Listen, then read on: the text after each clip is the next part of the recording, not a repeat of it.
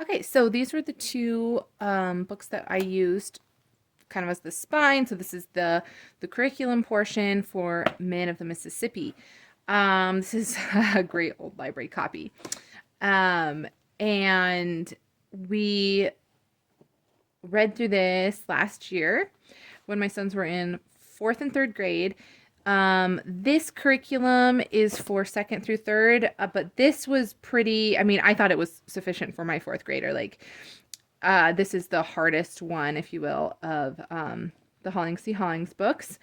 And it's about this turtle who starts out at the headwaters of Missouri and ends up, she goes the length of the river. So it's talking about the geography of this, the states all along the Mississippi, and the history, and it is fabulous. We loved this study. I'll probably reread it to them again just for fun. And this is the curriculum part that we used. This is actually the book that my mom used to teach me and my siblings. So it's been around for a while. It says $8.95. I am sure it is no longer $8.95. I haven't looked to see what it is now, but I'm sure it's still affordable. So let's see, is it this one? So it starts out, this one's Paddle to the Sea. This is another one of the Holling C. Hollings books that is just great. I love Paddle to the Sea as well. And you get, so there's also Tree in the Trail in this book. I'll show you. Let's see. Yeah. Paddle to the Sea, Minn of the Mississippi, Tree in the Trail, and Seabird. And so we did Minn of the Mississippi.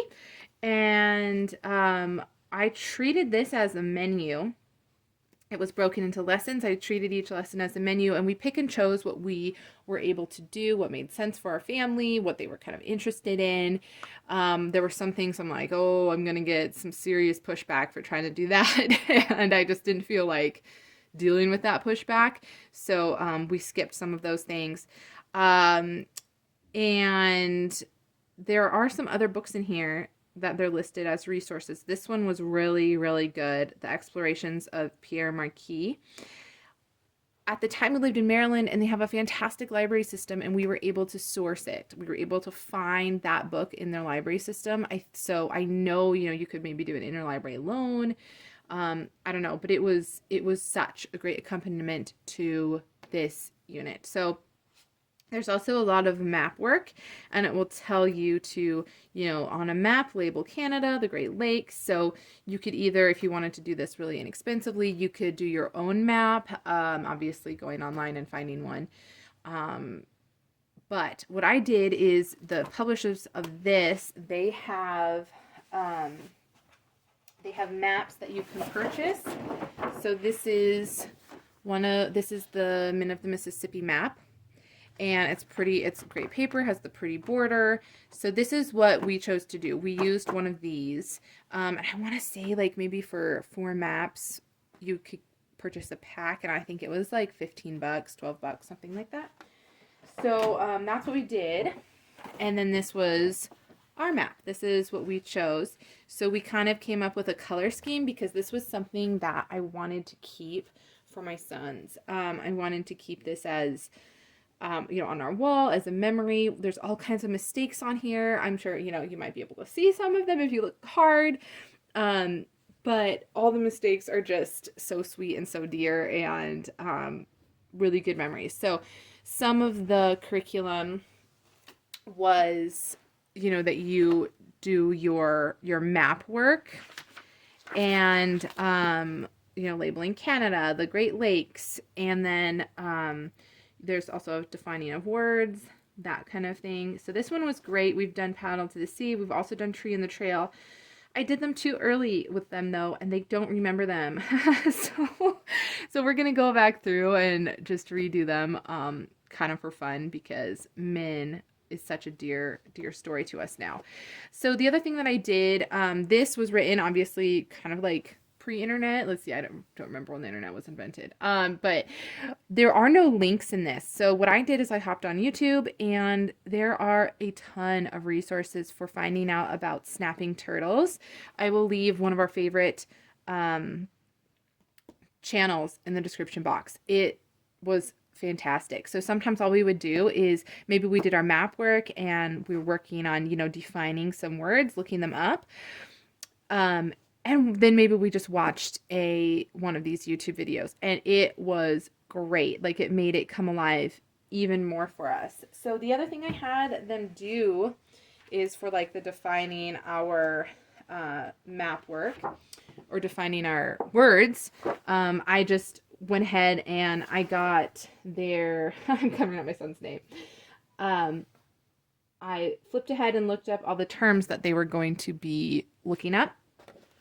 And I just typed them in. So then all they'd have to do was write out their definitions.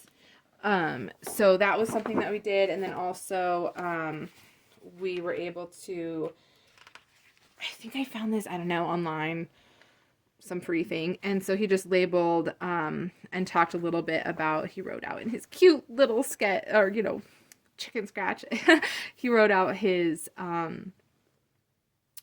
some facts that he wanted to remember, like the age and the lifespan of these turtles, where they're born and raised, that kind of thing. And then he colored it. So that was some of what we did for kind of like the notebook aspect of it. And again, just we pick and chose what we wanted to do.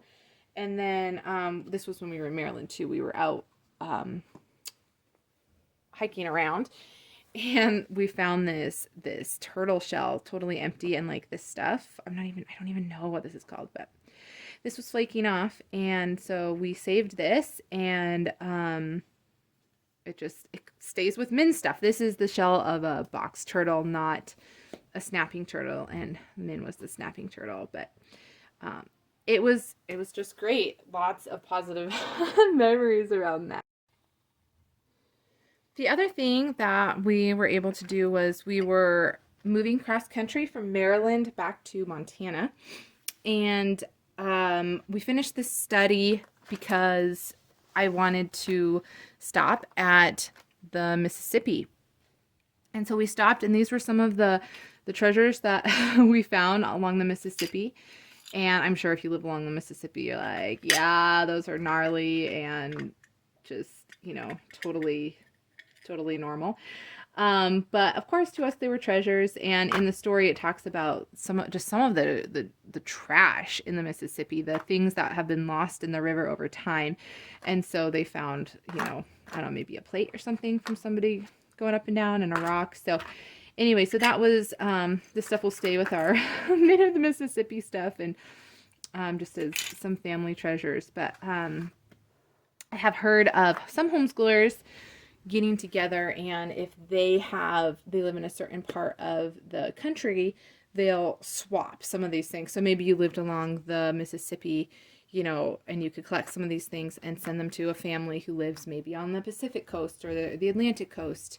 And that way you can see some nature from, different sides of or in different areas of the country.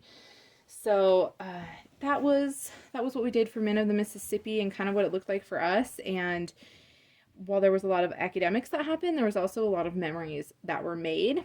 And I think a lot of the memories that were made were so positive because I was selective on the curriculum, and I didn't try to do everything. And also I spread it out over a long period of time. So I think maybe it took us about 2.5 months to do this, and we went really slow with it, and we learned the information really well. And it's something that they talk about to this day. They'll bring up Minn, they'll bring up the Mississippi, and isn't that what we want for our kids?